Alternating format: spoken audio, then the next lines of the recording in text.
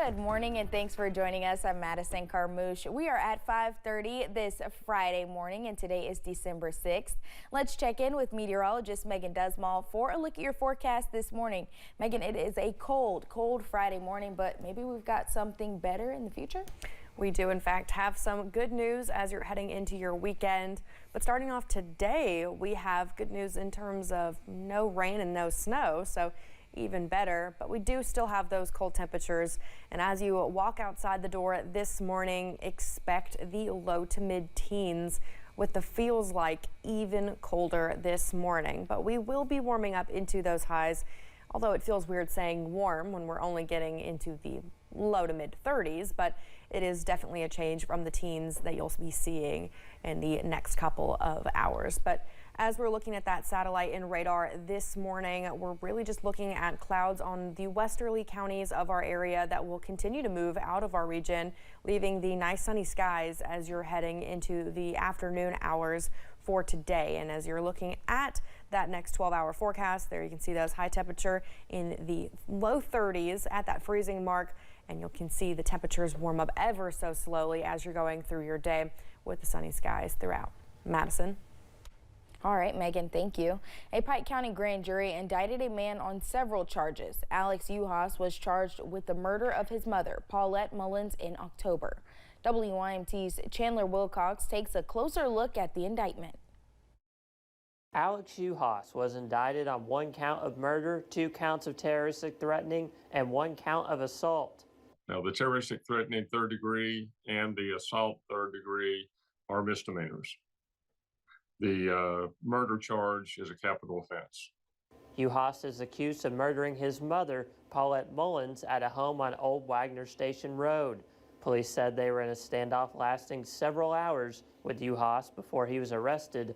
Officials are still working to collect evidence from the incident. There's a lot of evidence that's in the laboratory now that we'll have to wait on to get the information from that, like DNA evidence and ballistic testing. Sloan says the murder charge could lead to life or 20 to 50 years in prison. The death penalty would not be applicable. In order to be death penalty punishable or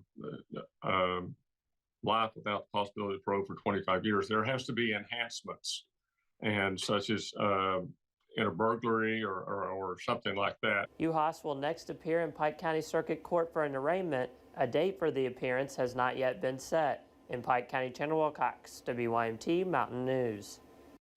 Alex Uhas is being held at the Pike County Detention Center after an arraignment. A pretrial conference will be scheduled for the case. In Laurel County, a man has been charged with attempted murder. On Tuesday, police say 40-year-old Tim Robinson is suspected of going to another person's home and shooting them in the face, causing serious injury. Robinson left the scene, but police later found him off Branch Road East, leading to his arrest. He was taken to the Laurel County Correctional Center. Some people in several Laurel County neighborhoods are on edge after a number of porch thefts and people stealing from mailboxes. People in the Spring Gate and Stony Brook subdivisions say the crimes happened late at night or early in the morning. Surveillance Ring doorbell cameras even picked up a group of at least 3 people walking in one scene, running up to a door only to turn and go the other way. Police say this is a typical criminal activity for this time of year. I think people are having more packages delivered to their front porches. They're having smaller packages shipped to them, postal service, and definitely because of the time of the year, it has increased that in our area. In addition to the porch and mailbox thefts, some people also said someone took Christmas decorations and smashed them in the road and caused other acts of vandalism. A Floyd County man is facing charges after he was found tangled in a plastic wrap. Wednesday, police received a call from a woman at a home in the Grethel community who says she thought her son was trying to break into her home. After investigating the case, police found Darvin Shepard, who had been wrapped in plastic. Police later found what was suspected to be meth in Shepard's coat pocket. Shepard was charged with burglary and possession of a controlled substance. Addiction Recovery Care is closing more facilities. A spokesperson with ARC says that they have temporarily closed at least 2 facilities, the Creekside facility in Knott County and Hazel Hills in Bath County. The spokesperson says they continue to face significant challenges due to reductions in state and payer reimbursement rates for addiction treatment and mental health services. The city of Somerset received a grant to improve the community's most in-demand transportation, walking. More than $1 million will go towards building a sidewalk on US 27. There will be more than 3,000 feet of sidewalk. The sidewalk will begin at the intersection of US 27 and Realty Lane and continue to the intersection of US 27 and Washington Drive. Construction is expected to begin in 2025. With colder weather moving in, some people are concerned that the help has moved on for the folks impacted by Hurricane Helene.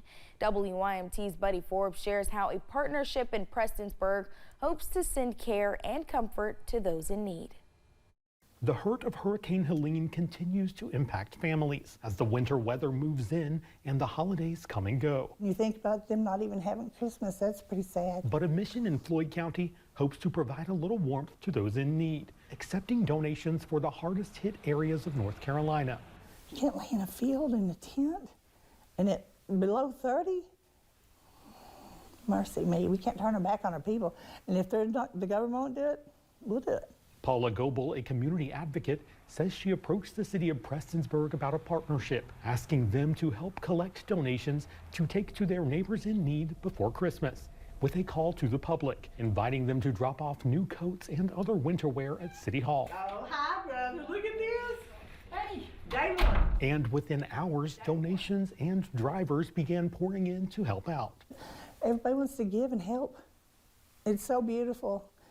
We are neighbors, and I always feel like it's like Appalachia helping Appalachia. But the drive goes beyond the coats and socks, asking the community to donate new unopened toys to families to deliver a little taste of Christmas cheer. We just didn't want it to be, you know, we're going to give you a coat, a blanket, you know, try to stay.